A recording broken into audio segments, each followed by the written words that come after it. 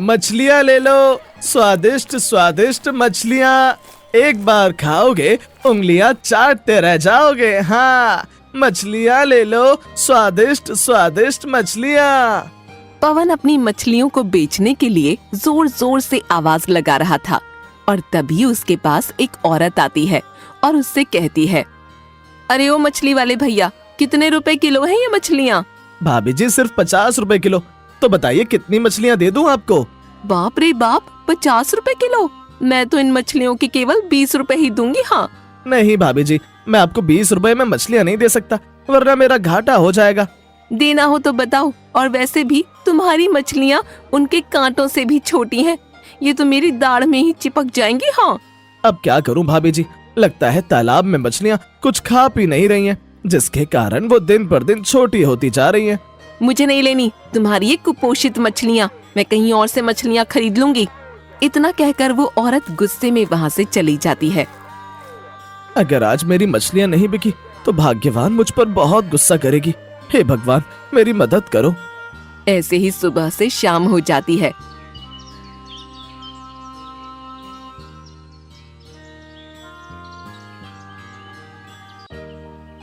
लेकिन कोई भी व्यक्ति पवन की मछलियों को नहीं खरीदता और फिर पवन निराश होकर अपने घर आ जाता है।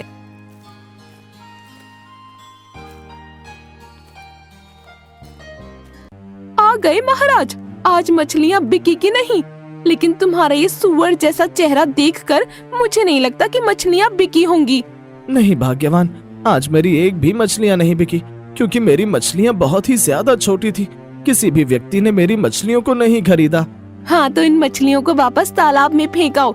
मैं तो केवल नाम की ही रानी बची हूँ इस घर में। हालत तो बिल्कुल नौकरानी जैसी है मेरी। इतना कहकर रानी पवन को भला बुरा कहकर गुस्से में वहाँ से चली जाती है।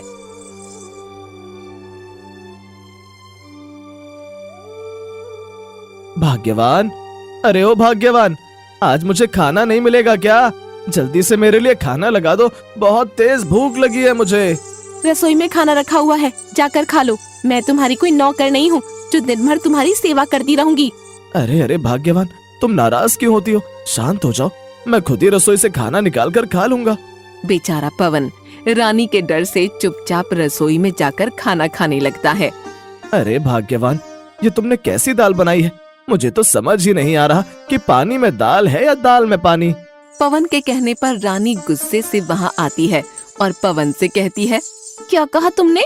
अरे तुम रोज रोज बाजार से पनीर नहीं लाते हो जो मैं तुम्हारे लिए अच्छी सब्जी बनाऊं।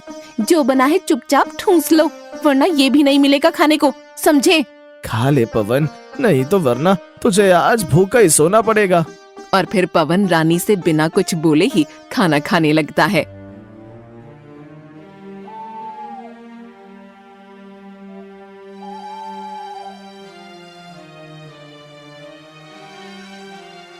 ओहो, इन मच्छरों को भी अभी आना था।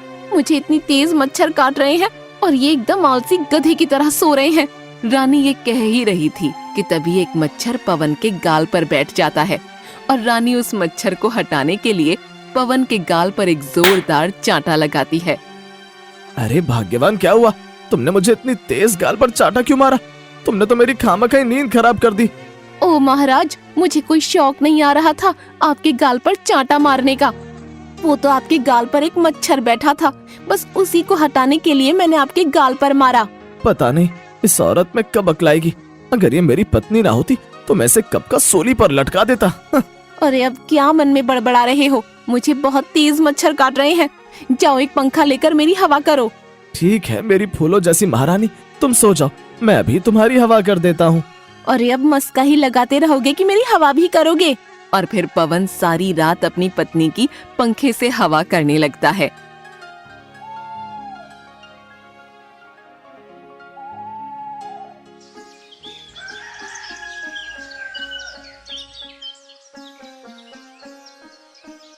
भाग्यवान, मैं मछलियाँ पकड़ने जा रहा हूँ, तुम घर का ख्याल रखना। जी, अपने घर में कोई खजाना नहीं रखा हुआ है जो मुझे इसका ख्याल रखना होगा। अब जाइए यहाँ से। और फिर पवन मछलियाँ पकड़ने के लिए तालाब के किनारे पहुँच जाता है।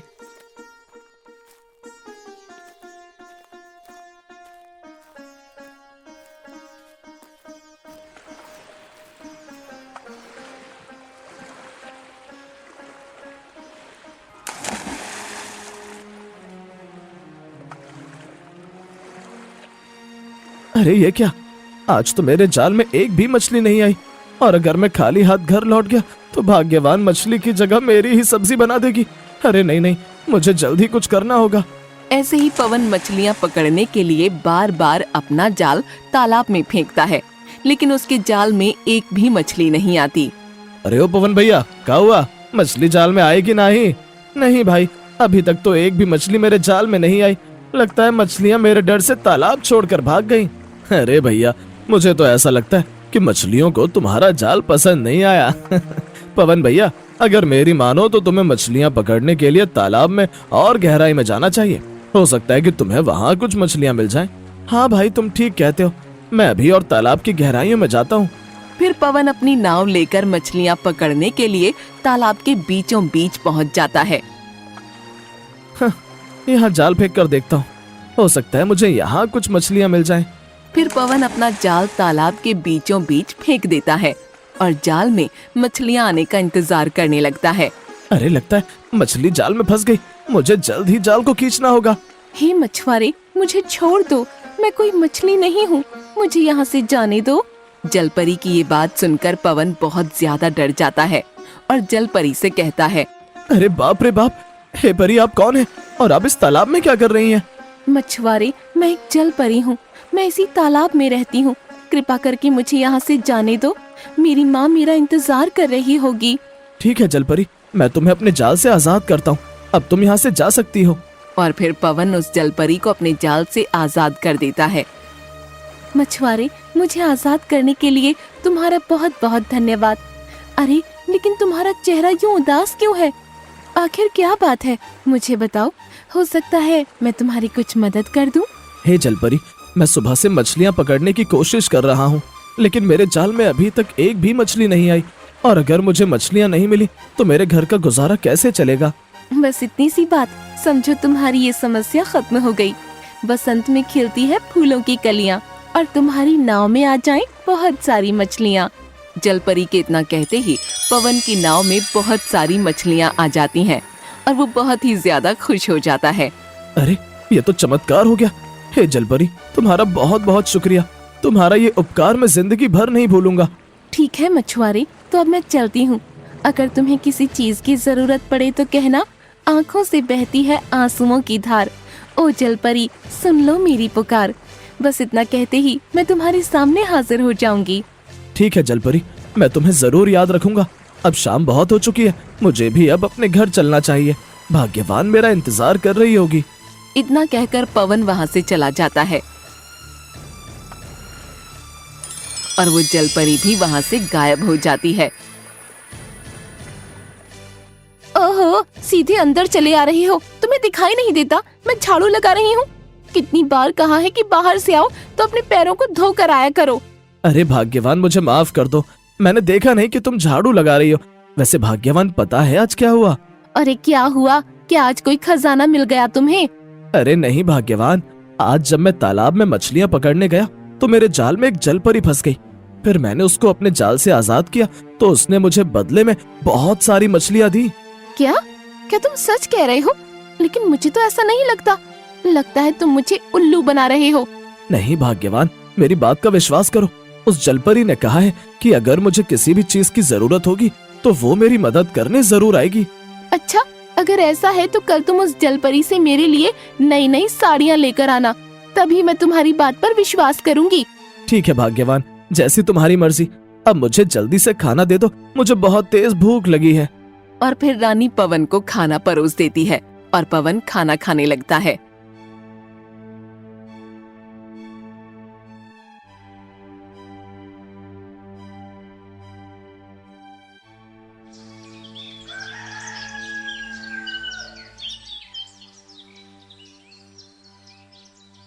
भाग्यवान, मैं मछलियाँ पकड़ने जा रहा हूँ, तुम अपना ख्याल रखना। ठीक है जी, लेकिन मेरे लिए उस जलपरी से साड़ी लाना मत भूलना। ठीक है भाग्यवान, ले आऊंगा। अब मैं चलता हूँ। इतना कहकर पवन मछलियाँ पकड़ने के लिए चला जाता है।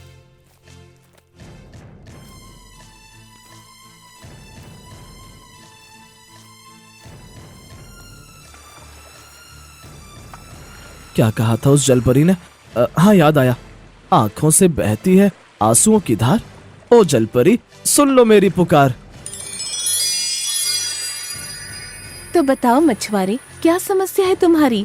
जलपरी, कल मैंने तुम्हारे विषय में अपनी पत्नी को बताया था, लेकिन वो मेरी बात का विश्वास नहीं कर रही है।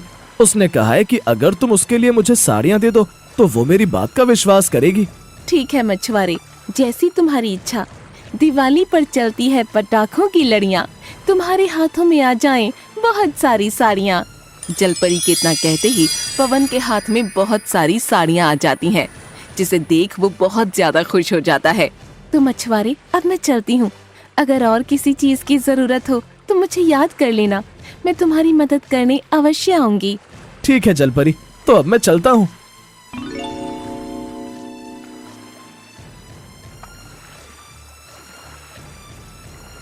ये लो भाग्यवान, मैं तुम्हारे लिए साड़ियाँ ले आया। अब तो तुम्हें मेरी बात का विश्वास हो गया ना? हाँ जी, अब जल्दी से मुझे ये साड़ियाँ दे दीजिए, मैं इन्हें पहन कर देखती हूँ। और फिर रानी उन साड़ियों को पहनने लगती है। जी बताइए ना, मैं कैसी लग रही हूँ? तुम तो बिल्कुल कीचड़ में खिले हुए कमल की पंखुड़ियाँ जैसी लग रही हो। क्या कहा आपने? अरे कुछ नहीं, मैं तो बस मजाक कर रहा था।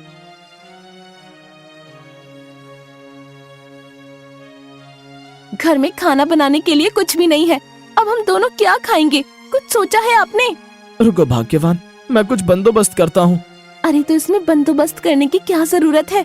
अपनी उस जलपरी के पास जाइए और उससे खाने के लिए राशन लेकर आइए। अरे हाँ, ये बात तो मैंने पहले सोची ही नहीं। मैं अभी उस जलपरी के पास जाता हूँ। इतना कहकर पवन फिर से उस जलपरी के पास पहुँच जाता है।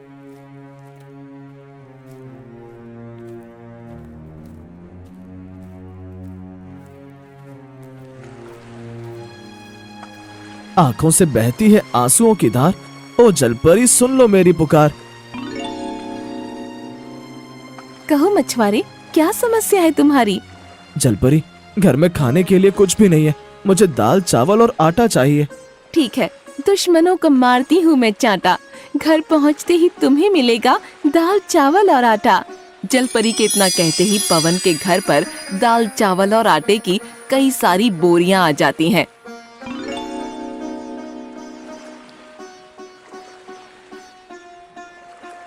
भाग्यवान, अब तो घर में राशन भी आ गया है। अब जल्दी से मेरे लिए खाना बना दो, मुझे बहुत तेज भूख लग रही है। ठीक है, बना रही हूँ। ये सुअर जैसे मुंह बनाने की जरूरत नहीं है। अगले दिन बहुत जोरों की बारिश हो रही थी। तभी रानी पवन से कहती है, लो, अब सिर्फ यही देखना बाकी रह गया था। कितने साल हो गए हमें, लेकिन अब तक हम इस टूटे फूटे घर में ही रह रहे हैं। अभी तक तुम एक अच्छा सा घर भी नहीं बना पाए। अरे केवल नाम की रानी हूँ मैं, हालत तो बिल्कुल नौकरानी जैसी है मेरी। अरे भाग्यवान, तुम चिंता क्यों करती हो? हम जल्द ही अपनी मेहनत से एक बड़ा सा घर बनाएंगे। अरे तो इसमें मेहनत करने की क्या जरूरत है? आप उस जलपरी से एक बड़ा सा घर क्यों नहीं मांग लेते? हमारे पास एक अच्छा सा घर होगा तो फिर हमें किसी चीज की जरूरत नहीं पड़ेगी। देखो भाग्यवान, ज्यादा लालच ठीक नहीं है। अगर हमें ऐसे ही सब कुछ मिलता रहा तो हम आलसी हो जाएंगे। जी मैं कुछ नहीं जानती। अगर आपने उस जलपरी से एक बड़ा सा घर नहीं मांगा ना, तो आज के बाद मैं आपको खाना बनाकर नहीं दूंगी, समझे? रानी के ये कहने पर पवन मजबूर हो जाता है और फिर से उस जलपरी के पास एक बड़ा सा घर मांगने के लिए चला जाता है।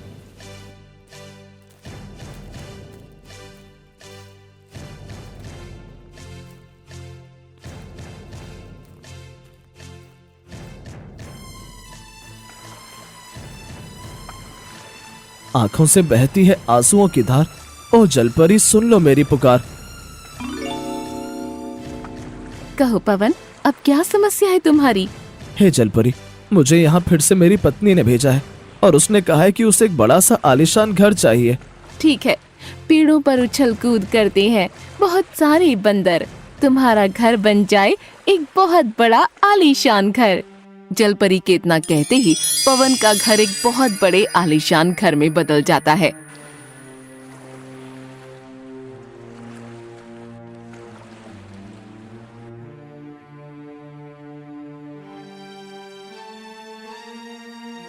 जी देखिए ना, हमारा घर अब कितना बड़ा हो गया है, लेकिन अभी भी हमारे पास एक चीज की कमी है। अरे अब क्या रह गया मेरी माँ? तुम्हारे पास पहनने के लिए नए कपड़े, खाने के लिए अनाज और रहने के लिए घर है, तो अब तुम्हें और क्या चाहिए? लेकिन हमारे पास धन तो है ही नहीं।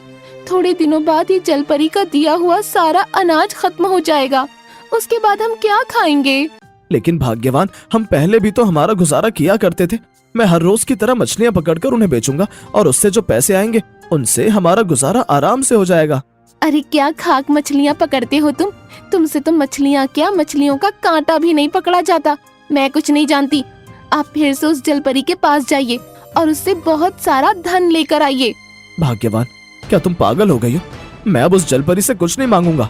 ए जी, आपको मेरी कसम है, अगर आपने उस जलपरी से बहुत सारा धन नहीं मांगा ना तो मैं अपनी जान दे दूंगी। रानी के ये कहने पर पवन बहुत बड़ी दुविधा में पड़ जाता है। हे भगवान, ये क्या हो रहा है? मैं उस जलपरी के पास फिर से नहीं जाना चाहता, लेकिन अगर नहीं गया तो भाग्यवान अपनी जान दे देगी। अब मैं क्या करूं? अरे जाते हो कि नहीं, वरना मैं अपनी जान दे दूंगी। अरे नहीं नहीं भाग्यवान, मैं उस जलपरी के पास जा रहा हूँ, तुम कोई गलत कदम मत उठाना। बेचारा पवन निराश होकर उस जलपरी के पास दोबारा पहुंच जाता है। आंखों से बहती है आंसुओं की धार, ओ जलपरी सुन लो मेरी पुकार। अब क्या हुआ पवन? अब तुम्हें और क्या चाहिए? हे जलपरी, मैं आपके पास नहीं आना चाहता था, लेकिन मेरी पत्नी ने मुझे यहाँ आने के लिए मजबूर कर दिया। ओहो, अब क्या चाहिए तुम्हारी लालची पत्नी को? हे जलपरी, मेरी पत्नी ने कहा है उसे बहुत सारा धन चाहिए ताकि हमारा गुजारा आराम से हो सके। ठीक है, लेकिन ये सिर्फ आखिरी बार है। इसके बाद मैं तुम्हारी कोई मदद नहीं करूंगी, समझे? ठीक है जलपरी। रोजाना करती हूँ मैं मछलियों से बात, तुम्हारे पास आ जाए बहुत सारे हीरे जवाहरात। इतना कहकर जलपरी वहाँ से हमेशा के लिए गायब हो जाती है और पवन भी अपने घर आ जाता है।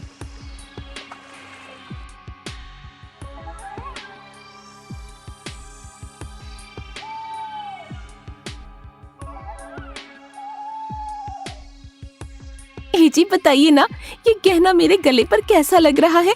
अच्छा लग रहा है भाग्यवान। अब तुम सो जाओ, रात बहुत हो चुकी है, मुझे भी अब बहुत तेज नींद आ रही है।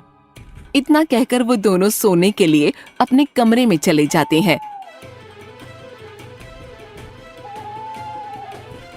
उस्ताद, ये घर कितना बड़ा और आलीशान है। ऐसा करते हैं, आज रात हम इसी घर को लूटते हैं। तो ठीक कहता है बे, घर को देखकर तो ऐसा लग रहा है जैसे इस व्यक्ति के पास बहुत सारा धन होगा। आज हम इस घर का सारा धन चोरी कर लेंगे। और फिर वो दोनों चोर उस घर की खिड़की में से अंदर घुस जाते हैं और एक पोटली में सारा धन भरकर वहाँ से रफू चक्कर हो जाते हैं। ए जी, हम लुट गए, हम बर्बाद हो गए।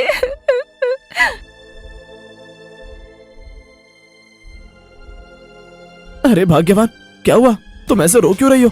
आखिर बात क्या है? ए जी देखिए ना, चोरों ने हमारा सारा धन लूट लिया, हम बर्बाद हो गए। क्या? ये तुम क्या कह रही हो? भाग्यवान, तुम होश में तो हो? हाँ जी, मैं सच कह रही हूँ, अब हम फिर से गरीब हो जाएंगे। अरे भाग्यवान, अब रोना बंद करो। जो हुआ सो हुआ, इसमें अब हम कुछ नहीं कर सकते। ए जी, हमारा ये घर इतनी जोर जोर से क्यों हिल रहा है? भाग्यवान, लगता है यहाँ भूकंप आने वाला है। हमें जल्दी इस घर से निकलना होगा, वरना ये घर हमारे ऊपर गिर जाएगा। और फिर वो दोनों उसमें से बाहर आ जाते हैं और एक सुरक्षित जगह पर छिप जाते हैं। भूकंप आने के कारण उनका आलीशान घर पल भर में ही मिट्टी में समा जाता है। भाग्यवान, मैंने तुमसे कहा था ना कि तुम्हें लालच नहीं करना चाहिए, लेकिन तुमने मेरी एक नहीं सुनी। अब देखो ये क्या हो गया। चोरों ने हमारा सारा धन लूट लिया और अब तो हमारे पास रहने के लिए घर भी नहीं बचा। ए जी, मुझे माफ कर दीजिए। आज मुझे पता चल गया कि लालच कितनी बुरी चीज है।